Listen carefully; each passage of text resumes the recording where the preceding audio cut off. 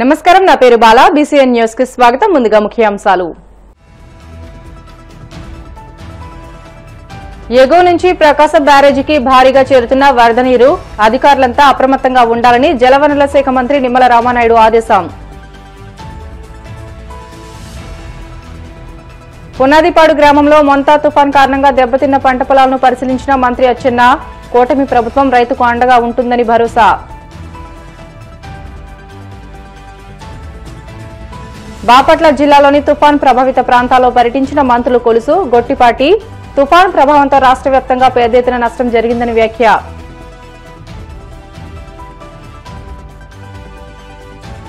సాలూరు పునరావాస కేంద్రాల్లో ఉన్న కుటుంబాలకు నిత్యావసరాలను పంపిణీ చేసిన మంత్రి సంధ్యారాణి. వసతులపై అధికారులు నిరంతరం పర్యవేక్షణ కొనసాగించాలని ఆదేశం. ఎగువను కురిసిన భారీ వర్షాలకు కృష్ణా ఉపనదులకు భారీ వరద వస్తుందని అధికారులంతా అప్రమత్తంగా ఉండాలని మంత్రి నిమ్మల రామానాయుడు ఆదేశించారు. విజయవాడలోని ప్రకాశం బ్యారేజీ వద్ద కృష్ణానది వరదను ఇరిగేషన్ అధికారులతో కలిసి ఆయన పరిశీలించారు. అనంతరం మంత్రి మీడియాతో మాట్లాడారు. ఈ రోజు సాయంత్రం ప్రకాశం బ్యారేజీకి 6 నుండి 6.5 లక్షల క్యూసెక్కులకు పైగా వరద వచ్చే అవకాశం ఉందని పేర్కొన్నారు. ఈ క్రమంలో దిగువ ప్రాంత ప్రజలను అప్రమత్తం చేస్తున్నట్లు తెలియజేశారు. కృష్ణా డెల్టా పరిధిలో అధికారులంతా క్షేత్రస్థాయిలో పర్యవేక్షిస్తూ ముందస్తు జాగ్రత్త చర్యలు చేపట్టాలని ఆదేశించారు. ఎన్టీఆర్, గుంటూరు, బాపట్ల, ప్రకాశం, అనకాపల్లి, అల్లూరి సీతారామరాజు జిల్లాలో వాగులు పొంగుతుండటంతో ఆయా జిల్లాల కలెక్టర్లు తగిన జాగ్రత్తలు తీసుకోవాలని అన్నారు. మొంతా తుఫాన్ తీరం దాటిన తర్వాత దాని ప్రభావంతో ఎగువ రాష్ట్రాల్లో తెలంగాణ గాని మరి అరేబియా సీలో పట్టినటువంటి ఆ సైక్లోన్ తో మహారాష్ట్రలో గాని ఇట్లా ఎగువ ప్రాంతాల్లో ఎడతెరిపి లేకుండా కురుస్తున్నటువంటి వర్షాలతోటి ఇటు కృష్ణా నది అటు గోదావరి ఉపనదులకు కూడా మరి వరదలు వస్తున్నటువంటి పరిస్థితిని కూడా ఎప్పటికప్పుడు ఇరిగేషన్ శాఖ కూడా సమీక్ష చేసుకుంటూ ఉన్నటువంటి పరిస్థితి. అందులో భాగంగానే కృష్ణా నదికి సంబంధించి అటు నాగార్జున సాగర్ నుంచి మరి 2 లక్షల క్యూసెక్లు దాన్ని ఇప్పుడు 1 లక్ష క్యూసెక్లకి మరి తగ్గి క్రిందికి వస్తున్నటువంటి పరిస్థితి. పులిచింతల నుంచి కూడా మరి ఉదయం 4,85,000 క్యూసెక్లని ఇప్పుడు దాన్ని కూడా కొంత తగ్గించి పులిచింతలకి ప్రకాశం బ్యారేజీకి మధ్యలో ఏదైతే పెద్ద ఎత్తున మరి తెలంగాణలో కురుస్తున్నటువంటి వర్షాలకు మున్నేరు ఉప్పొంగి దగ్గర 2.5 2,50,000 క్యూసెక్ల వరకు కూడా మున్నేరు నుంచి, అదేవిధంగా పాలేరు నుంచి కూడా ఒక 30,40,000 క్యూసెక్లు. మధ్యాహ్నానికల్లా మన ప్రకాశం బ్యారేజీకి సంబంధించి మొదటి ప్రమాద హెచ్చరిక ఇచ్చేటువంటి అవకాశాలు ఉన్నాయి. సాయంత్రానికల్లా ఒక 6 లక్షల క్యూసెక్ల వరకు కూడా అవుట్ఫ్లో విడుదల చేసేటువంటి అవకాశం ప్రకాశం బ్యారేజ్ దగ్గర ఉంది. తర్వాత క్రమేపీ కొంత రేపటికి ఈ యొక్క వరద తగ్గుముఖం పట్టేటువంటి పరిస్థితి ఉంది కాబట్టి ఎవరు కూడా ఆందోళన చెందవలసిన అవసరం లేదని చెప్పి మీ ద్వారా తెలియజేసుకుంటూ, కాకపోతే ఏదైతే క్రింద లోతట్టు ప్రాంతాలు ఏవైతే ఉంటాయో వారందరూ కూడా తగు జాగ్రత్తలు తీసుకోవాలని సంబంధితమైనటువంటి రెవెన్యూ కలెక్టర్లకు కూడా ఆదేశాలు కూడా ఇచ్చి ఎక్కడికక్కడ కరగట్లు కానీ ఇవి కానీ పరిరక్షణ కానీ ఆ చర్యలన్నీ కూడా తీసుకురావడం జరిగింది.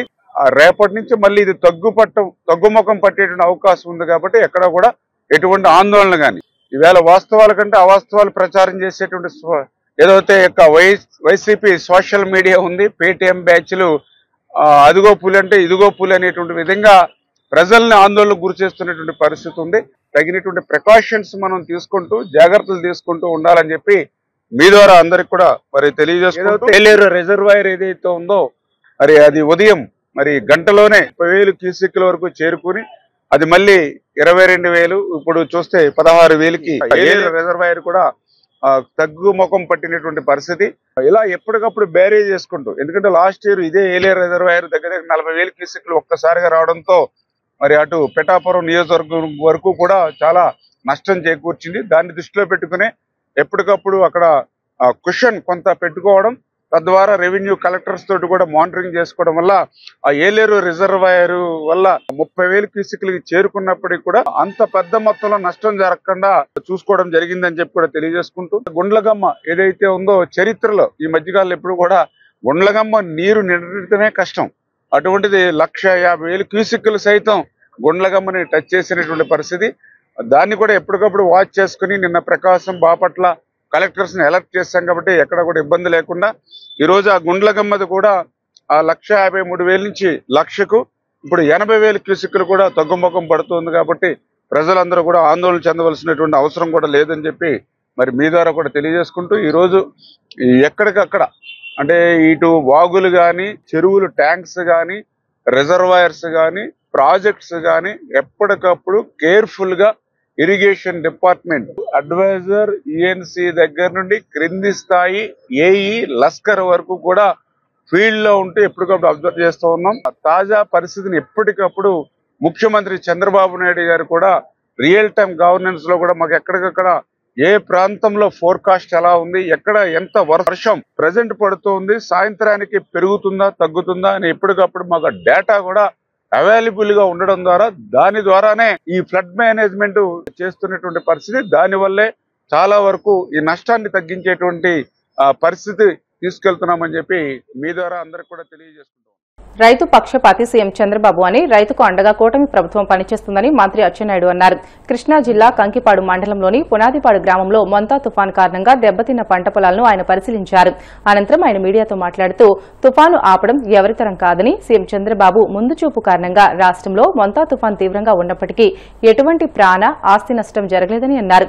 ప్రాథమిక అంచనా ప్రకారం 1.50 లక్షల హెక్టార్లో వరి పైరు, 12,500 హెక్టార్లో హార్టికల్చర్ పంట నష్టపోయిందని తెలియజేశారు. బాధ్యత గల మాజీ ముఖ్యమంత్రి జగన్ ఈ క్రాప్ చేయలేదంటూ పచ్చి అబద్దాలు చెబుతున్నారని, కూటమి ప్రభుత్వం అధికారంలోకి వచ్చిన తర్వాత ఇప్పటికే 95% ఈ క్రాప్ చేశామని అచ్చెన్న వివరించారు. అసలు ఆ వ్యక్తి పేరే నేను చెప్పాలంటే నాకు అసహ్యం. ఎవరైనా వాస్తవంగా మాట్లాడితే దానికి ఆన్సర్ చేయొచ్చు, లేకపోతే దమ్ము ధైర్యం ఉండి ఎదురుకొచ్చి మాట్లాడితే దానికి ఆన్సర్ చేయొచ్చు. ఏదో టెలికాన్ఫరెన్స్ లోన 5 రోజుల నుంచి తుఫాను వస్తే బెంగళూరు నుంచి విజయవాడకి విమానాలన్నీ రద్దు అయిపోయినాయి కాబట్టి నేను ఎప్పుడో విమానం బెంగళూరు నుంచి విజయవాడకు వస్తే ఆ రోజే వస్తానని చెప్పి చుట్టం చూపుకొచ్చి ఈ రోజు కూడా తాడేపల్లి గూడెంలో ఉండి, తాడేపల్లి ప్యాలెస్ లో ఉండి ఈ రోజు అబద్దాలు చూస్తే మీరు రాయాలి. నేను చెప్పినవన్నీ రాస్తే కనీసం ఆయనకు తెలుస్తాయి. ఏం మాట్లాడాడు చంద్రబాబు నాయుడు గారు? మిర్చికి 11,500 రూపాయలు ఇస్తామన్నాడు, ఇవ్వలేదని మాట్లాడారు. అదేదో తెలియని వ్యక్తి మాట్లాడితే ఆనందించవచ్చు. 5 సంవత్సరాలు ఈ రాష్ట్రానికి ముఖ్యమంత్రి చేసిన వ్యక్తి మిర్చికి చంద్రబాబు నాయుడు ఏం చెప్పాడు? 11,500 కంటే ధర తగ్గితే ప్రభుత్వం ఇస్తుందని చెప్పారు. ఈ రోజు మిర్చి 15,000 ఉంటే 11,500 ఇవ్వలేదంటే ఆయన మనిషి అవగాహన ఉంది అంటే 15,000 ఉంటే 11,500 ఇవ్వమని చెప్తారా? ఈ రోజు పొగాకు రాష్ట్రంలో ఇంతవరకు ఇన్ని ప్రభుత్వాలు వచ్చినా పొగాకు అసలు కొనలేదు. ఫస్ట్ టైం మార్కెట్ పెట్టి 300 కోట్ల రూపాయలు ఖర్చు పెట్టి 25 మిలియన్ కేజీలు పొగాకు కొని రైతుకు డబ్బులు వేస్తే పొగాకు కొనలేదంట. మామిడి 1 కేజీకి 4 రూపాయలు ఇచ్చి 300 కోట్ల రూపాయలు రైతుకి బెనిఫిట్ ఇచ్చి మొన్ననే వాళ్ళ అకౌంట్లు ఇచ్చి వాళ్ళ సంబరాలు జరుపుకుంటే ఇక్కడ రైతుకి ఏం చేయలేదు, మ్యాంగోని కొనలేదని చెప్తున్నారు. మీరందరూ ఉన్నారు కదా, గత సంవత్సరమే కదా మన పక్కన విజయవాడలో కొడమేరు వరదలు వచ్చాయి. వరదల్లో 15 రోజుల్లో చరిత్ర 15 రోజుల్లో నష్టపోయినటువంటి రైతులందరి దగ్గరికి వెళ్లి వాళ్ళ వివరాలన్నీ తీసుకొని వాళ్ళ అకౌంట్ లో 15 రోజుల్లో 300 కోట్ల రూపాయలు డబ్బులు వేసిన ప్రభుత్వం.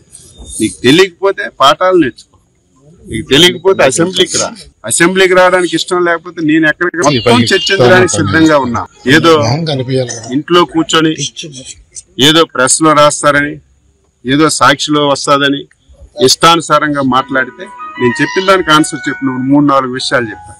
ఈ క్రాఫ్ట్ మేము చేయడం లేదట్రా. ఎందుకు నేనెందుకు? నువ్వు రేపు తెల్లవారి విలేకరులందరూ ఈ మండలం ఎందుకు, ఈ రెవెన్యూ గ్రామంకి వెళ్ళండి. ఇదేదో అచ్చెన్నాయుడు సీక్రెట్ గా చేసింది కాదు కదా. ఈ క్రాఫ్ట్ అనేది ఒక యాప్ ఉంది, వ్యవస్థ ఉంది. 99% ఈ క్రాఫ్ట్ చేసామని చెప్పాం. మీరు వెళ్ళి రేపు చూడండి, అయిందో లేదో తెలుస్తుంది. ఈ క్రాఫ్టే చేయడం లేదమ్మా అంటే పచ్చి అబద్ధాలు. ఇన్ని అబద్ధాలు మాట్లాడుతుంటే దానికి నాకు ఆన్సర్ చేయడానికి ఇష్టం లేకపోయినా మీరు అడిగారు, ప్రజల గురించి చెప్పాలి. ఆ దుర్మార్గుడు చెప్పింది ఎవడు వినకపోయినా 5-10 మంది చెప్పినా నమ్ముతారు. దానికి మేము ఆన్సర్ చేయవలసినటువంటి అవసరం ఉంది కాబట్టి తుఫాను ప్రభావంతో ఏపీ వ్యాప్తంగా పెద్ద ఎత్తున నష్టం జరిగిందని మంత్రులు కొలుసు పార్థసారథి, గొట్టిపాటి రవికుమార్లు అన్నారు. బాపట్ల జిల్లా పర్చూరులో ఎమ్మెల్యే ఏలూరి సాంబశివరావుతో కలిసి వారు పర్యటించారు. అన్నం బొట్లవారిపాలెం, పర్చూరు ప్రాంతాల్లో పొంగుతున్న వాగులను పరిశీలించారు. పర్చూర్లో ఇళ్లలో నిల్వ ఉంచిన పొగాకు మండలను పరిశీలించారు. ఈ సందర్భంగా వారు మాట్లాడుతూ మచిలీపట్నం నుంచి ప్రకాశం జిల్లా వరకు వాగుల ఉధృతితో పంటలకు తీవ్ర నష్టం జరిగిందని అన్నారు. తడిసిన పొగాకును ప్రభుత్వమే కొనుగోలు చేస్తుందని చెప్పారు. నష్టపోయిన ప్రతి రైతును ఆదుకుంటామని హామీ ఇచ్చారు.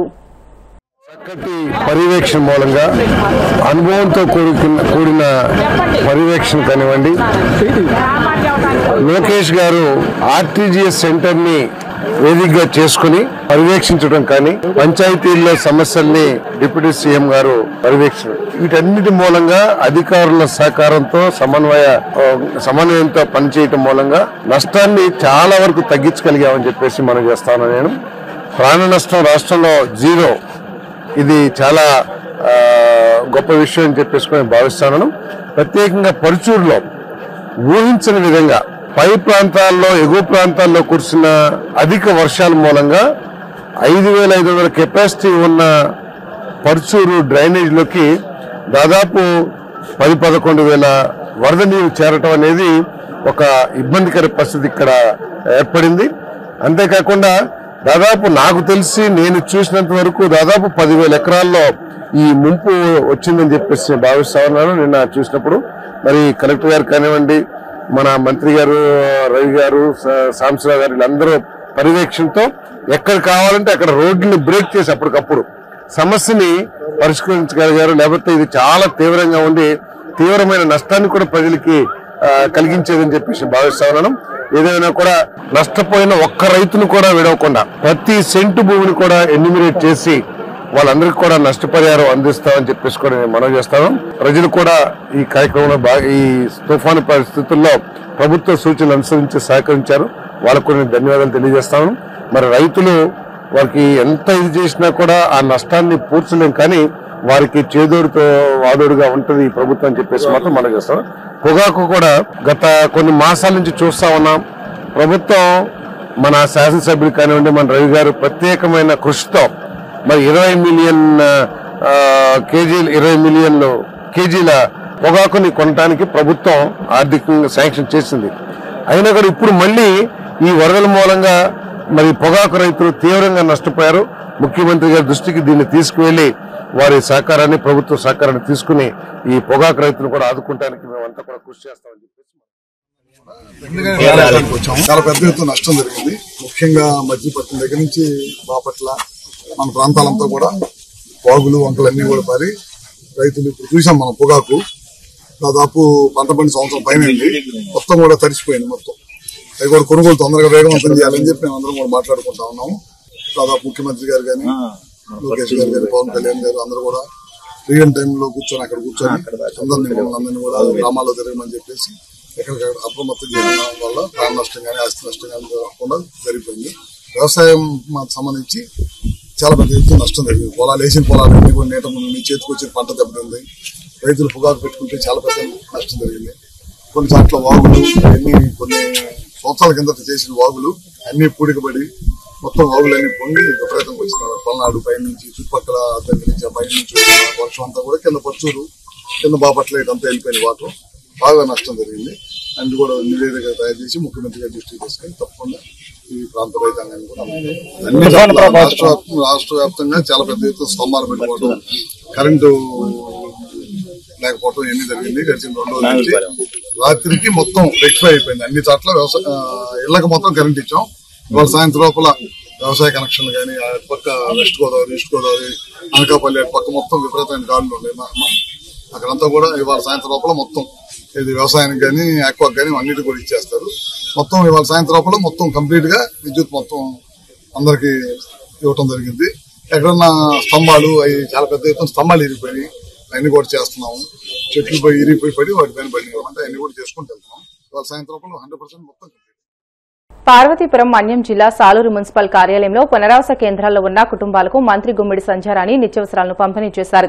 జిల్లాలో 159 కుటుంబాలకు, సాలూరు నియోజకవర్గంలోని 79 కుటుంబాలకు 3,000 ఆర్థిక సహాయంతో పాటు 25 కేజీల బియ్యం, 1 కేజీ చొప్పున పంచదార, పామాయిల్, కందిపప్పు, ఉల్లిపాయలు, బంగాళదుంపలు అందించారు. పునరావాస కేంద్రాల్లో ఆహారం, వైద్య సేవలు, వసతులపై అధికారులు నిరంతర పర్యవేక్షణ కొనసాగించాలని మంత్రి ఆదేశించారు. ప్రాంతాల్లో ఉన్నటువంటి మన మన్యం జిల్లాలో కూడా తుఫాన్ ప్రభావం ఎక్కువగానే వచ్చింది. ఈ తుఫాన్ వల్ల ఎవరైతే రీహాబిటేషన్స్ కి మనం తరలించామో వాళ్ళందరికీ కూడా మొత్తం మన జిల్లాలో 179 మంది ఫ్యామిలీస్ మనం సురక్షిత ప్రాంతాలకు తరలించడం జరిగింది. ఆ ఫ్యామిలీస్ అందరికీ కూడా ఒక్కొక్క ఫ్యామిలీకి 3,000 రూపాయల ఆర్థిక సహాయం అందిస్తూ 25 కేజీలు బియ్యం, పప్పు, నూనె, పంచదార కేజీ చెప్పున, అలాగే ఉల్లిపాయలు, బంగాళదుంపలు కూడా చెరో కేజీ చెప్పున మొత్తం ఈ సామాన్లు అన్ని కూడా వాళ్ళకి ఇచ్చి రీహాబిటేషన్ సెంటర్ నుంచి సురక్షితంగా వాళ్ళ ఇళ్లకు వాళ్ళని పంపించడం జరుగుతుంది. హాస్టల్స్ లో ఇబ్బంది పడే విద్యార్థులు ఉంటే వాళ్ళని రీహాబిటేషన్ సెంటర్ పెట్టి వాళ్ళని కూడా సురక్షితంగా మన హాస్టల్స్ కి మనం ఇచ్చేస్తున్నాం.